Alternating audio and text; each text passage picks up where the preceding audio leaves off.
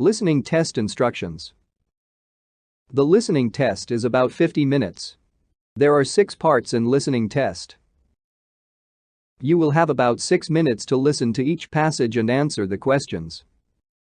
The passage will be played once.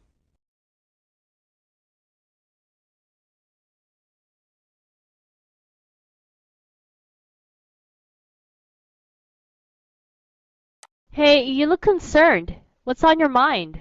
The final exam. I'm not fully prepared yet. Well, don't worry too much. You still have 3 days. Yeah, but 3 days will fly past in a wink. Well, you still have time to cram things in your brain anyway. Question 1. Why is the man looked worried?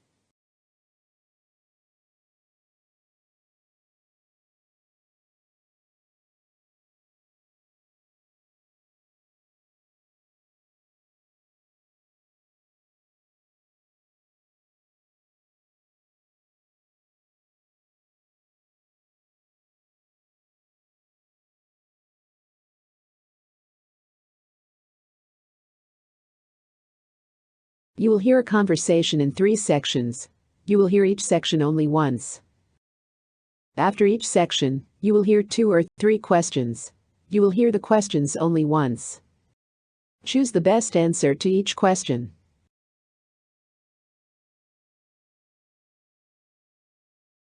Hi, Mr. James. I'm Emily Carter from apartment 4B. I've been meaning to speak with you about the noise issues I've been having. It's been going on for a couple of weeks now, and it's really affecting my ability to work from home. Good afternoon, Emily. I'm sorry to hear that. Could you tell me exactly what kind of noise you're experiencing and when it usually happens? Well, it's mostly loud music and sometimes pounding from upstairs. It happens late in the evening, usually past 10 p.m. I've tried talking to the neighbors politely, but it hasn't improved. I see. I'm glad you reported it. Let's try to figure out a solution. First, I need to document the complaints. Could you note the specific days and times the noise happens? That will help me address it formally. Yes, I can do that. I've already been keeping a small log of the disturbances. I can send it to you by email tonight. Excellent. Once I have that, I'll review our building's noise policies. Our lease agreements do have a clause regarding quiet hours and disturbance complaints. Do you think there's anything you can do immediately? It's really hard to concentrate when it's loud. I understand. In the meantime, I can speak to the tenant informally and remind them of the building's quiet hours. Sometimes a direct approach from management can resolve things faster. That would be really helpful. I appreciate your support. Of course, I want to make sure all residents are comfortable. Let's move forward by collecting the log and then I'll schedule a discussion with the neighbor. Question 1. The mention of lease clauses by Mr. James suggests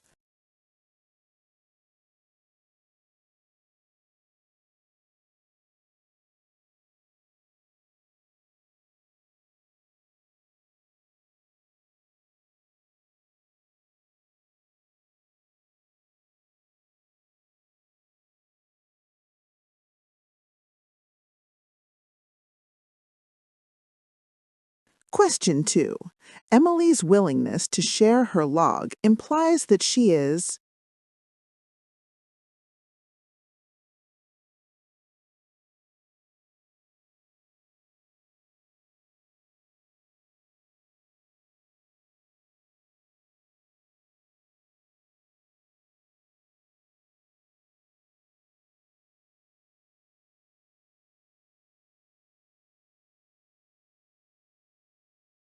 Question 3. Emily's continued frustration despite polite requests indicates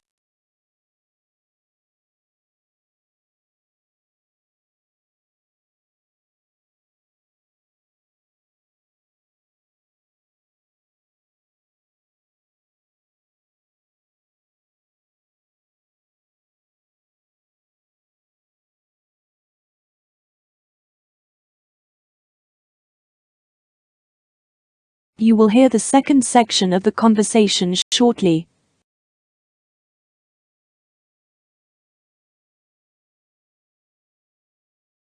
Okay, I'll send over my log today. Should I include the type of noise, like music or footsteps? Yes, that would be perfect. The more details we have, the better we can handle the situation. I also want to know if the noise interferes with sleep or work, so please include that. It definitely affects both. Some nights I can't sleep at all, and during the day, it's impossible to focus on my calls. That sounds very challenging. Once I receive your log, I'll review it and contact the neighbor. I'll try to arrange a calm conversation explaining the impact on you without escalating tensions unnecessarily. What if they don't cooperate? I don't want this to keep happening. I'll handle it step by step. First, I need your documentation, then we can act. Also, consider using noise-canceling headphones or temporary measures until the situation improves. I'll do that. I really hope this works. It should. I'll make sure to follow up with you after I talk to them, so you won't feel left out of the process. Thank you, Mr. James. It's good to know that management is proactive. Question 4. How does Emily feel about temporary measures like headphones?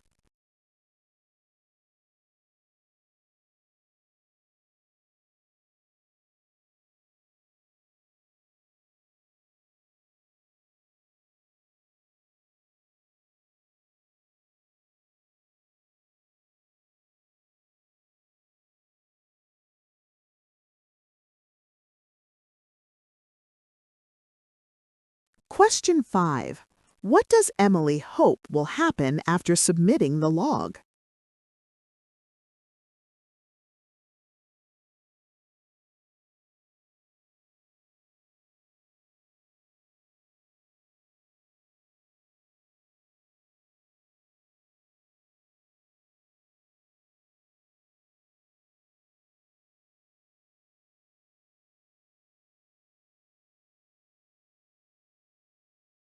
Question 6. What approach does Mr. James take to maintain a calm resolution?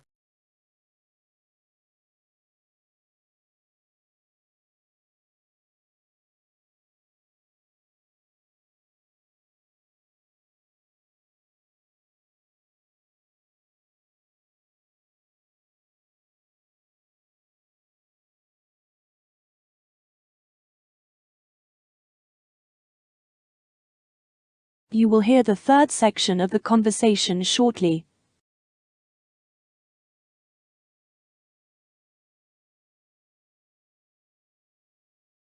How long does it usually take to see changes after management steps in? Typically, residents respond within a few days after we remind them of the quiet hours. If it doesn't improve, we escalate through written notices. It rarely takes more than a week to notice a difference. That's good to hear. I just want to get back to normal life without the stress. Absolutely, your comfort is important. I'll make sure to document everything from your log and follow up personally. Also, if the noise starts again, let me know immediately. I will. I feel better knowing there's a plan. Great. I'll contact the neighbor later today and keep the approach friendly but clear. After that, I'll check in with you tomorrow to see if the situation improves. Thank you. I really appreciate your prompt action. No problem at all. That's what I'm here for. If anything else comes up, don't hesitate to reach out. We want all tenants to feel comfortable and safe in their homes. I understand. I'm glad to have management that cares. You're welcome, Emily. Let's tackle this together and restore peace in your apartment. Question 7.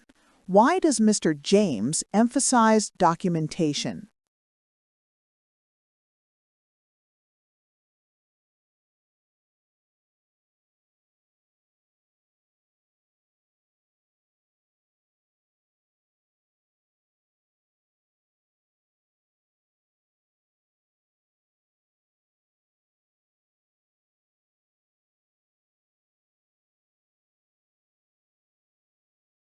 Question 8. What does Emily's phrase about normal life imply?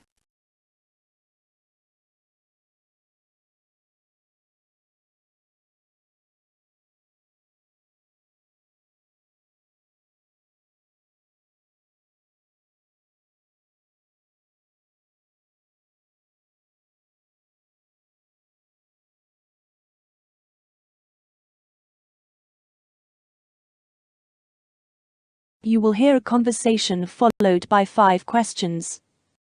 Listen to each question. You will hear the question only once. Choose the best answer to each question.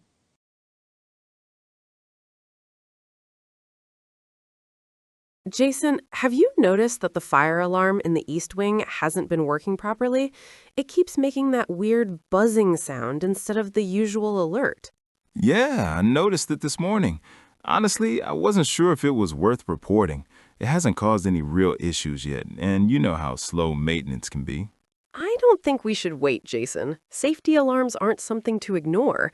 What if there's an actual fire and the alarm fails? That could be dangerous for everyone in the building. I get that, but reporting it now might just slow down the workflow. Management tends to overreact sometimes. They might want to shut the area for inspection, and it could disrupt a lot of work today. That's exactly why we need to report it. Disruptions are temporary, but someone's safety isn't. It's not just about us, it's about the janitorial staff, the visitors, and even the clients who are coming in later this week. You make a fair point. I suppose it's better to be safe than sorry. But don't you think it's a bit dramatic? It could just be a loose connection or a minor electrical issue. Even minor issues with safety equipment can lead to bigger problems. Remember last year when a similar alarm malfunctioned and we had that small fire drill fiasco? That caused so much confusion and delay, and it all happened because nobody reported the faulty alarm. True, I remember that. Everyone was stressed and it disrupted the whole day. All right, so what do you suggest we do? Should we call maintenance directly or inform our supervisor first? Let's do both. We should send an email to the supervisor explaining the situation and then call maintenance to log the issue. That way it gets documented and receives immediate attention. That sounds reasonable.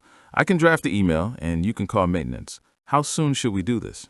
We should do it now. The sooner it's reported, the sooner it can be fixed. And while we're at it, we should check the other alarms on this floor to make sure none of them are malfunctioning. You're very thorough, Sophie. But I agree, it's better to check everything rather than wait and deal with a bigger problem later. I'll start writing the email right away. Good. And when you send the email, make sure to describe exactly what's happening with the alarm. Mention the buzzing noise and how long it's been like this. That will help maintenance understand the urgency. Okay, I'll include all of that. Do you think we should also ask our colleagues if they noticed anything unusual with the alarms on other floors? That's a good idea. The more information we gather, the faster the problem can be fixed. We could send a quick message in the team chat to check if anyone else heard similar buzzing sounds. All right, I'll do that too. You know, I always thought reporting these things was just extra work, but now I see how important it is. Exactly. It might feel like a hassle now, but preventing an accident is much more important. Everyone will appreciate it if we take action before something goes wrong. Okay, let's handle it right now. I'll send the email and you call maintenance. Thanks for convincing me, Sophie. It's better to deal with this early than regret it later. Anytime, Jason. Let's make sure everyone stays safe. Question 1. What is Jason's initial attitude toward the malfunctioning alarm?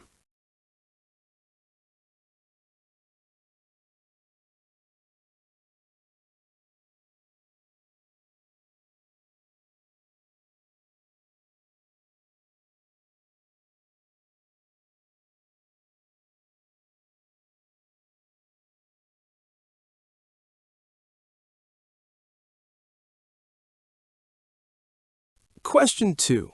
How does Jason's view about reporting change?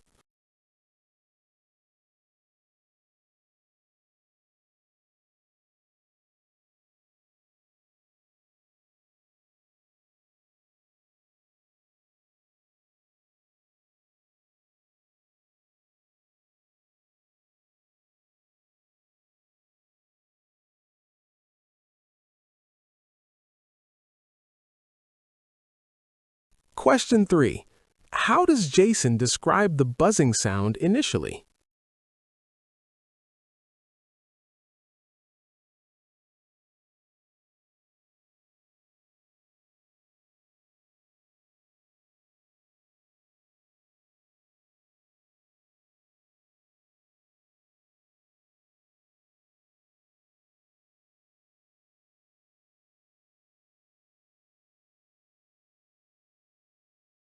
Question 4.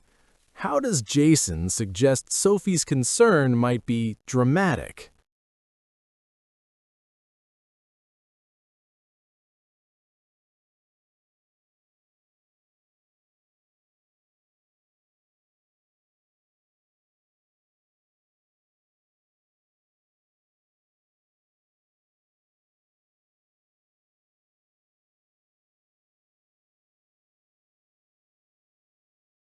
Question 5. Why is reporting early considered advantageous?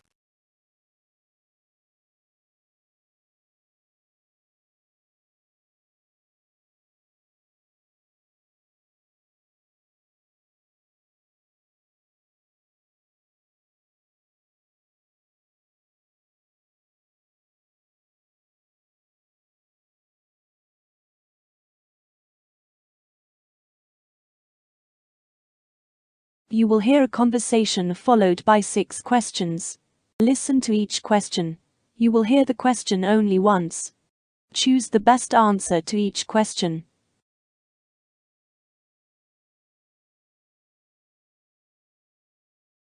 Good morning, Sophie. It's great to see you back in class. How have you been feeling lately? Hi, Liam. Thanks. I'm doing okay, but I wanted to ask you about something before we start. I had a minor ankle injury a while ago, and I'm not sure which exercises are safe for me. Ah, I see. That's an important point. Could you remind me exactly what kind of injury it was and how long ago it happened? Sure. It was a sprained ankle about 6 months ago. I've recovered a lot since then, but sometimes I still feel some discomfort when I do high-impact exercises or rapid changes in direction. Thanks for clarifying. That helps me recommend some modifications. First, we should avoid exercises that put excessive pressure on the ankle, especially jumps or sudden twists. We can focus more on low-impact movements, which are gentler but still effective. That sounds good. Could you give me examples of low-impact exercises I could do during the class? Of course, for cardio, instead of traditional jumping jacks, you could do step jacks. They mimic the motion but without the jump. For squats or lunges, we can reduce the range of motion slightly and ensure your feet are stable to avoid strain. And for balance exercises, we can start with support from a wall or chair until your ankle feels stronger. Okay, that makes sense. And what about the weights portion? Sometimes lifting weights while standing can stress my ankle. Good point. For those, we can do seated exercises whenever possible. For example, seated overhead presses, bicep curls, or tricep extensions. If we need you to stand, we'll make sure your feet are flat and stable, maybe using a mat with extra cushioning for support. That's really helpful. Is there anything I should do before class to prevent flare-ups? Definitely. I recommend a short warm-up focusing on ankle mobility and gentle stretching. Simple ankle circles, calf raises, and light marching in place can prepare your joints. Also, wearing supportive shoes and, if necessary, an ankle brace can give you extra protection. Great. I usually wear supportive trainers. Should I let you know if I feel pain during class? Absolutely, Sophie. It's very important to communicate during exercises. We can always adjust in real time. And remember, a mild stretch or fatigue is fine, but sharp pain is a signal to stop immediately. Understood. Thanks, Liam. I feel more confident about joining the class now. I'm glad to hear that. We'll keep the modifications flexible, and you'll still get a great workout without risking your ankle. Perfect. Let's get started then. Let's do it. Question 1. Why does Liam ask about the timing and type of Sophie's injury?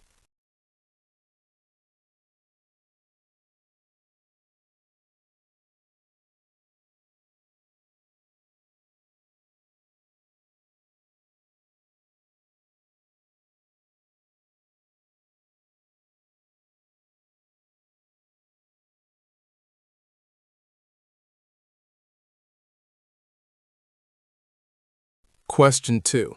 Which type of movement does Liam recommend avoiding?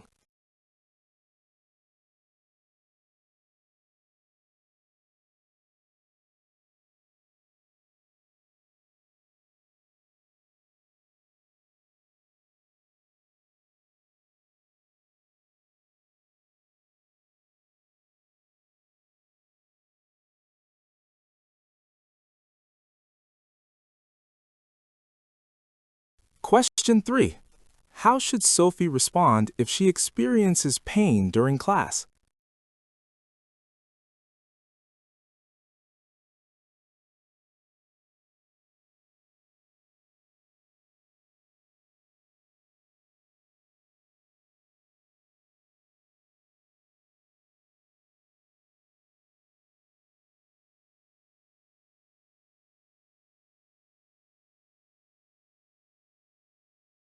Question 4.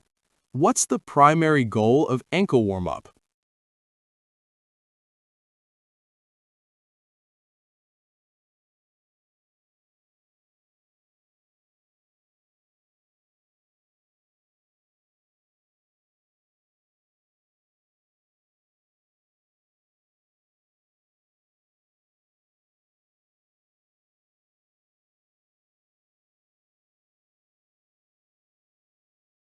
Question 5.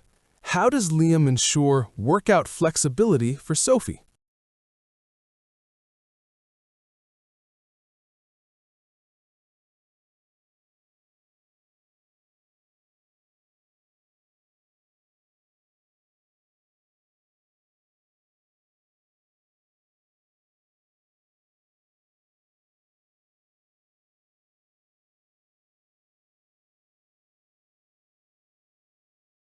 Question 6. What could happen if Sophie doesn't follow the recommended precautions?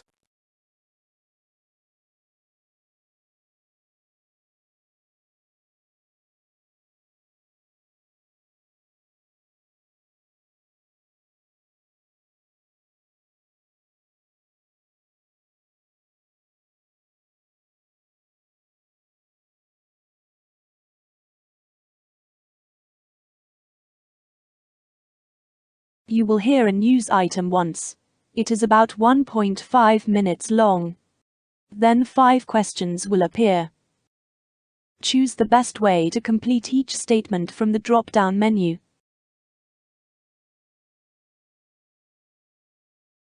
According to recent reports released by the U.S. Department of Labor, there has been a noticeable increase in workplace injuries within the construction industry over the past year.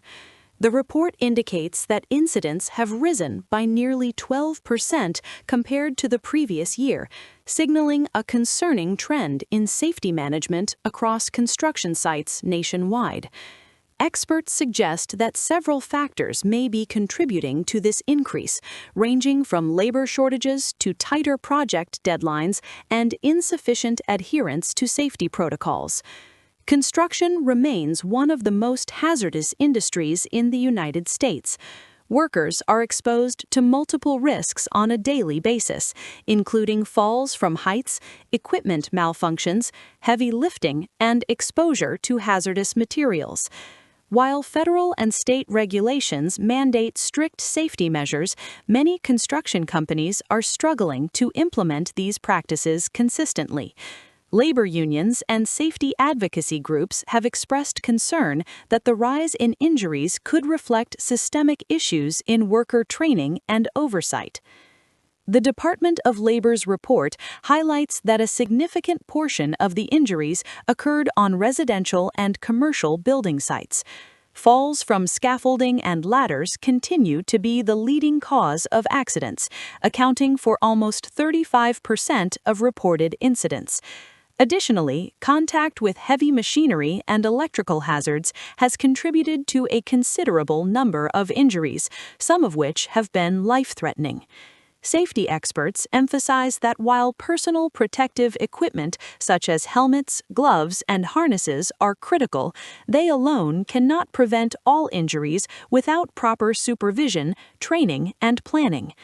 Industry representatives have acknowledged the challenges posed by an aging workforce and the rapid pace of construction projects. Many construction workers are employed under short-term contracts or as part of subcontracting arrangements, which can sometimes limit access to adequate safety training. Furthermore, new technologies and machinery, while improving efficiency, have introduced new risks that require updated safety protocols. According to the report, companies that have invested in regular safety workshops, simulation exercises, and rigorous compliance monitoring have experienced fewer incidents, demonstrating the impact of proactive safety management. Another notable point in the report is the regional variation in workplace injuries. States with higher construction activity, such as Texas, Florida, and California, have reported more incidents compared to states with slower growth in the sector. Analysts suggest that this could be linked to higher workloads and the urgency to complete projects on schedule. In some cases, economic pressures lead to workers taking shortcuts, which unfortunately increases the likelihood of accidents. The report also indicates that younger and less experienced workers are disproportionately affected, with many injuries occurring during the first few months of employment. Experts recommend that construction companies strengthen their safety programs by ensuring all employees receive comprehensive training before beginning any project. Regular inspections of equipment, clear communication of safety procedures, and fostering a culture where workers feel empowered to report unsafe conditions are seen as essential steps. Authorities also encourage collaboration between federal regulators, state agencies, and industry groups to monitor trends, share best practices, and implement targeted interventions.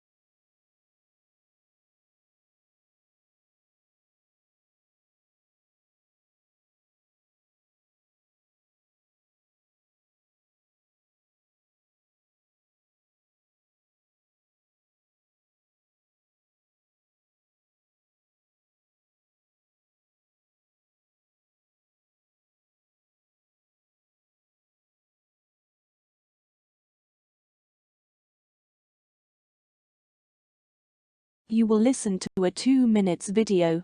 Then 8 questions appear. Choose the best way to answer each question.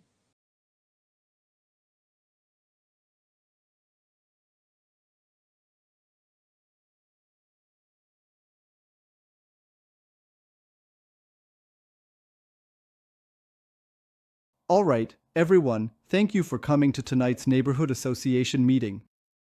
We've got several agenda items, but let's begin with the most pressing: whether or not to install security cameras in our public spaces. Mr. Patel, would you like to start? Thank you, Jordan. I'll keep it brief. I strongly support installing security cameras at entrances, in the park, and near the clubhouse. Over the past few months, we've seen an uptick in suspicious activity, stolen packages, cars being broken into. Cameras won't solve everything, but they're a proven deterrent. Plus, if something does happen, we'll have footage to help police.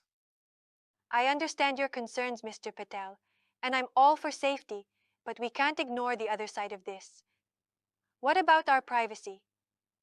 Constant surveillance can make people feel watched all the time, even when they're doing nothing wrong. Parks and sidewalks are shared spaces. Not everyone wants to be recorded just for walking their dog or chatting with a neighbor. I get that, Ms. Rivera, but these cameras would be in public areas, not inside homes or private spaces. Most of us are already recorded in stores, banks, even at traffic lights. This is about protecting our community, not invading anyone's personal life. Those are both valid points. But I think we're missing something. Before we make any decisions, shouldn't we hear from more residents? I've talked to a few people who had mixed feelings. Some were enthusiastic, others didn't know much about the proposal. If we rush this, we risk dividing the neighborhood. I understand your caution, Jordan, but waiting too long could be costly. If something serious happens while we're still gathering opinions, we'll all regret not acting sooner. People want to feel safe. And people also want to feel trusted, Mr. Patel. I'm not saying no outright, but we need clear rules. Who monitors the footage?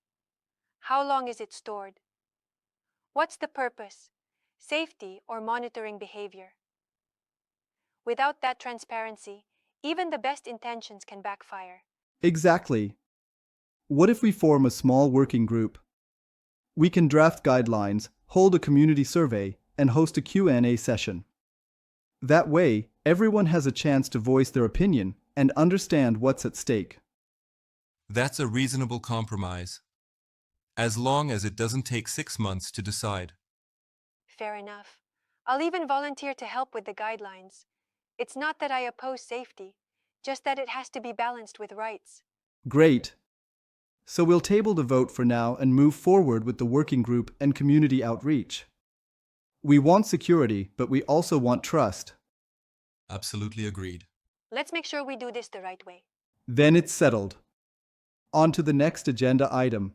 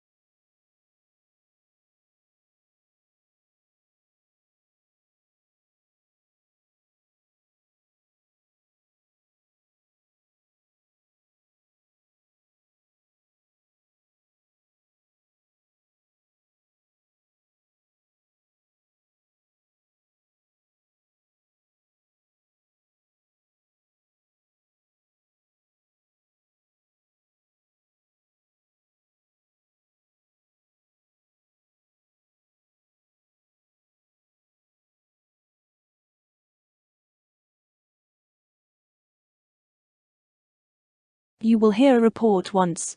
It is about 3 minutes long. Then 6 questions will appear. Choose the best way to answer each question from the drop-down menu.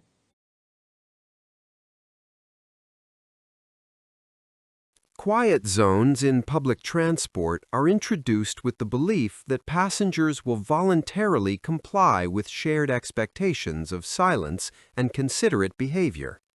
This belief rests largely on the assumption that most commuters understand the value of a calm environment and are willing to adjust their actions for the collective good.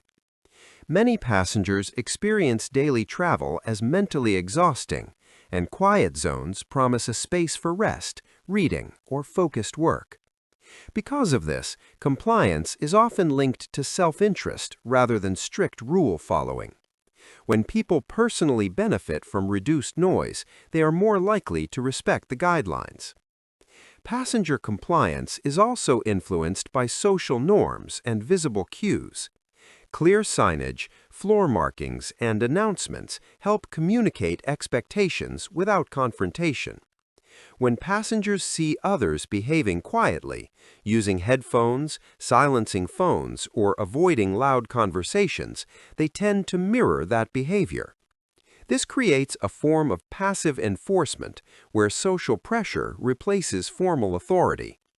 In such environments, silence becomes the accepted norm, and breaking it may lead to discomfort or disapproval from others, encouraging adherence without verbal reminders. However, compliance is not uniform across all passenger groups. Some travelers may be unaware of the concept, particularly tourists or infrequent users of public transport. Others may misunderstand what quiet means, assuming that short phone calls or whispered conversations are acceptable. Cultural differences also play a role, as perceptions of appropriate noise levels vary widely. These factors can lead to unintentional non-compliance rather than deliberate disregard for rules. Another important aspect is the absence of strict enforcement. Quiet zones typically rely on voluntary cooperation rather than penalties. While this approach avoids conflict and maintains a relaxed atmosphere, it can weaken compliance when passengers believe there are no consequences for ignoring the rules. In crowded or stressful travel conditions, individuals may prioritize personal needs, such as urgent phone calls, over communal expectations, especially if enforcement is minimal or inconsistent. Technology further complicates passenger compliance. Smartphones and digital devices blur the line between silent and disruptive behavior.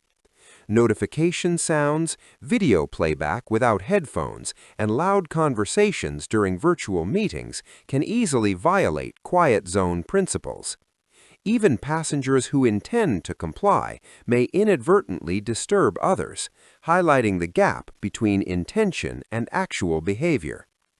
The belief in passenger compliance is therefore shaped by trust in shared responsibility and mutual respect, while recognizing that real-life travel situations often challenge ideal behavior.